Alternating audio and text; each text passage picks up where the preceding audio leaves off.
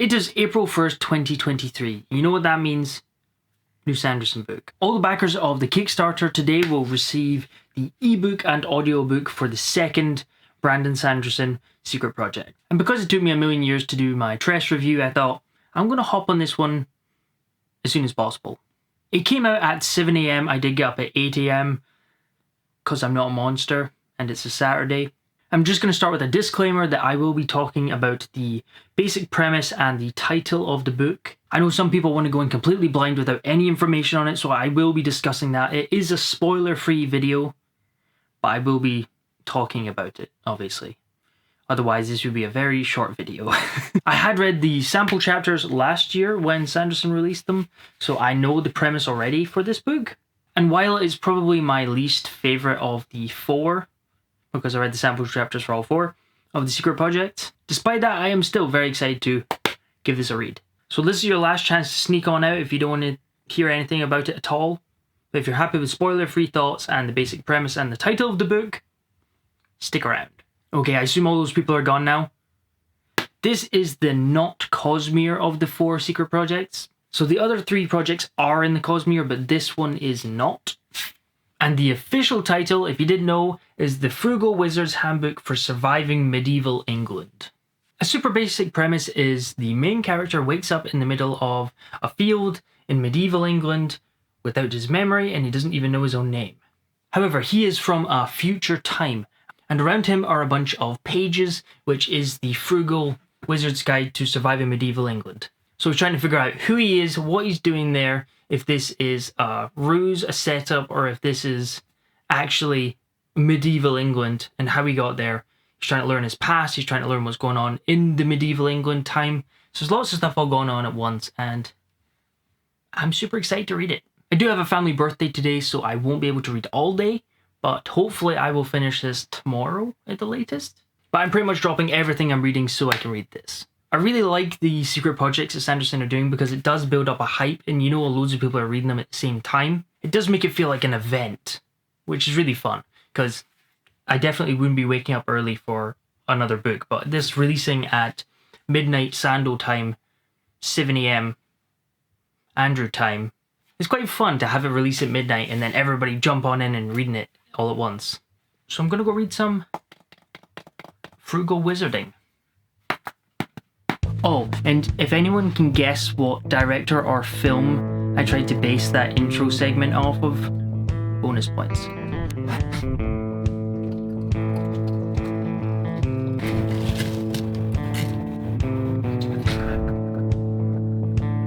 You're not using sound. Yes, I'm using sound! Oh. Okay, I am 30% of the way through of Secret Project 2. And I'm trying really hard not to compare it to Tress of the Emerald Sea, but it's kind of difficult when they're both secret projects. So I will say, the thing I really enjoyed about Tress was the framing and the prose of it being like a fairy tale story. And I really liked that Sanderson was pushing it and trying a new prose style with Hoyt telling the story. That was really fun, that was really cool. Whereas this one, it goes right back to Sanderson's stripped back, simple, but effective prose. And it works for this story. It does work for this story. But I miss having that more fairy tale-esque prose style that we got in Tress. I really enjoyed that and I kind of miss it. That being said, I am really enjoying this. It's a really fun story and it's quite lighthearted and fun and it has a lot of humour in it. I know humour can be very hit or miss, so it depends on if you're into this more not laugh out loud humor. It's just yeah, that's funny as you're reading along, but it works for me. I really like that more. He's not trying to really make you burst out laughing. It is just like a little funny quip. As for the plot, because the main character has amnesia, you're kind of trying to figure out what is his story, what he's doing there, but you're also trying to figure out more of what's happening in medieval England and how they connect. And it's really well paced. There's always something that's intriguing that will keep you reading. It's really hard to put down. Sanderson finishes a lot of chapters with, but then this, which really helps you just fly through it and read it quite fast pace. I like the main character. It's quite difficult to connect with a character with amnesia. If he doesn't know who he is and we don't know who he is a difficult character to connect to, but I think Sanderson is doing a really good job of making him very likable, and as he's trying to figure out who he is and what type of person he was before this, it makes it a very compelling narrative and character development. And I do think there will be some inversions on who he thinks he is, and I think that's a really fun thing to play with the character. So when we come to some realizations later in the story, I think that will be really entertaining. But so far I'm really enjoying it. It's just fun, lighthearted, something a wee bit different. So I'm very much enjoying it. I do want to say that the chapter headers are really cool. You need to look at this.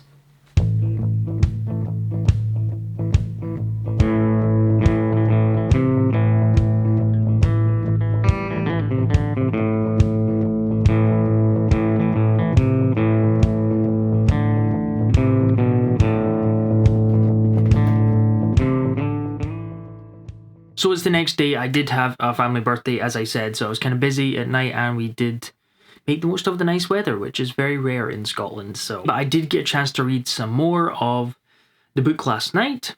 I think I'm now just over halfway, and I'm really impressed with the world building in this book.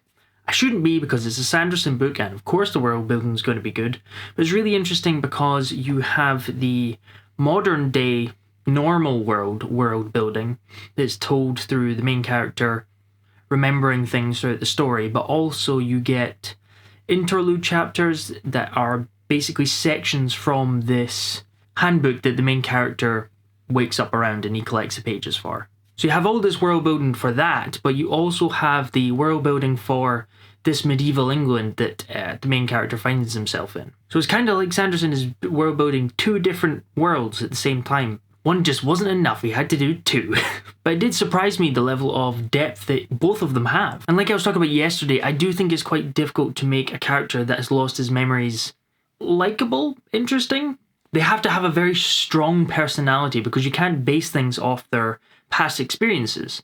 Or you can, but it has to be done in a unique way because they don't remember their past. And at the start, I do think the main character has a very interesting character. So I wasn't necessarily worried, but I did think, I think he'll probably just be a normal character. I like him, he's not my favourite. However, I'm now near the middle of the book, and there has been some scenes where he's remembering more of his past and he's tying in with what's going on, and I really like him as a character. The way that all these quirky nuggets of information that we got in the first half is actually tying into his past is really impressive. And the main character is quite a complex person, which I didn't think we would get. Because it's a very light-hearted book with lots of humour in it, I did think it was going to be more simple. But there's some complex, deeper themes here, especially surrounding him as a character. And that's just been a really nice surprise. I'm really having a great time with this book, and I'm probably going to finish it this morning and then do one more check-in with my final thoughts of the overall book. So, time to get some reading in. So I finished The Frugal Wizard's Handbook for Surviving Medieval England, and I really enjoyed it. It was a great fun read. Tonally, the book reminded me a lot of The Hitchhiker's Guide to the Galaxy. It has got a similar humour to it. Not quite as funny as Hitchhiker's Guide to the Galaxy, but there was a lot of really funny moments in the book. I really liked the main character. I talked about this at the start, but amnesia characters are quite difficult to connect to from the start, just because they don't have much memory. Well, they don't have any memory. But if they don't know themselves, it's very difficult for the reader to know them. But at the same time, this also lets the reader learn about the character as the character is also learning about themselves, which make for a really interesting narrative. And when it got near the middle of the book and we got more about the main character's past and everything, he became a really complex and interesting character. And I really liked some of the themes and the development we got from him as a character, both in the middle of the book and at the end of the book. There are chunks of the book where we're very much told about the main character's past. As the character comes to the realization, he just kind of talks through the memory. This is all in first person. I don't think I mentioned that. This is all in first person. And I can see why Sanderson did it in this way. A lot of the memories are supplementary to him as a character, and they're just adding on to build who he was, so then the payoffs work and you understand where he's coming from. However, I did feel there was a slight disconnect, as it was very much told rather than shown.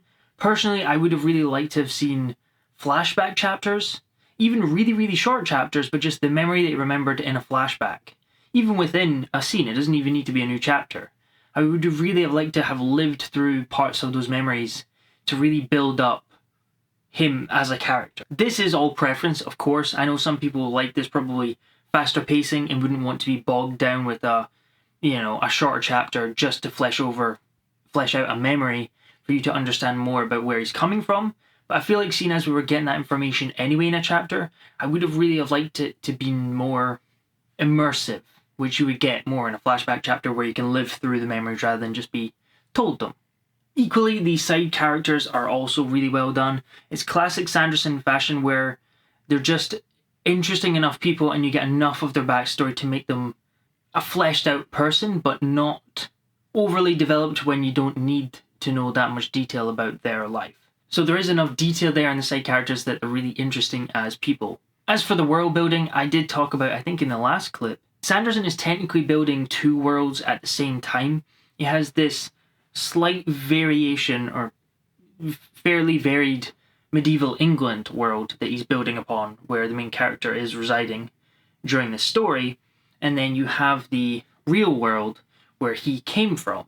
And at the same time, he's fleshing out both of these worlds, and they're both super detailed and interesting with lots of little intricacies and minutiae that were just really fun to learn more about. But not only that, I thought, it's Sanderson, he likes to flesh out his worlds and make them really interesting. I love that, I'm all for that.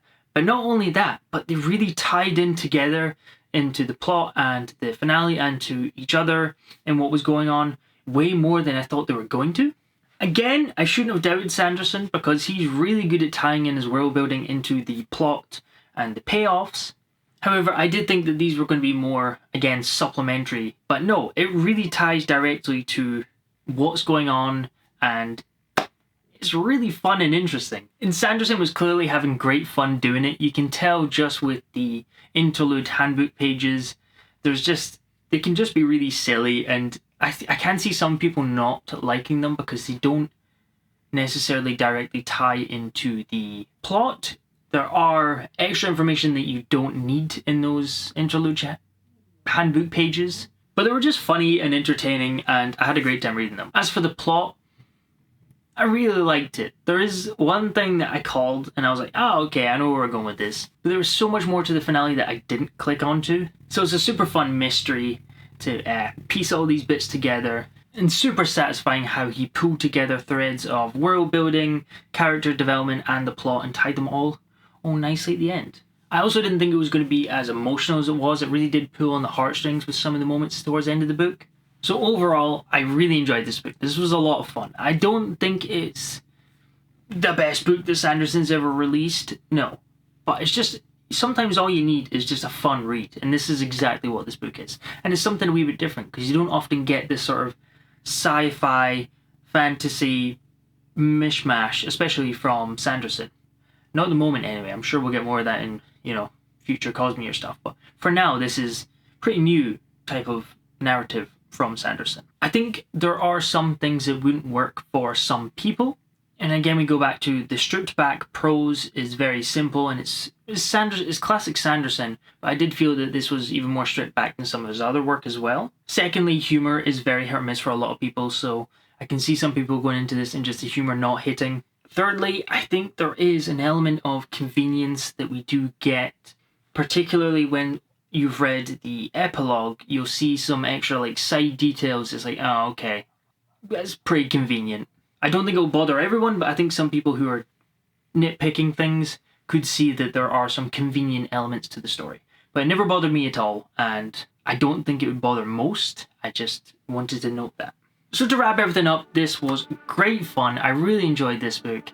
If you're looking for something a wee bit different, a wee bit more lighthearted, has some humor in it, but also has some deep character work and a really fun mystery plot with sci-fi and fancy elements, definitely check out A Frugal Wizard's Handbook. Oh, wait there. The title is really long.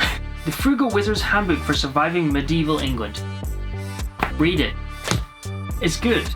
But yes, that'll do it for today. Thank you very much for watching this. Let me know if you're planning on reading this, or if you have read it, if you enjoyed it. And I'll see you in the next one.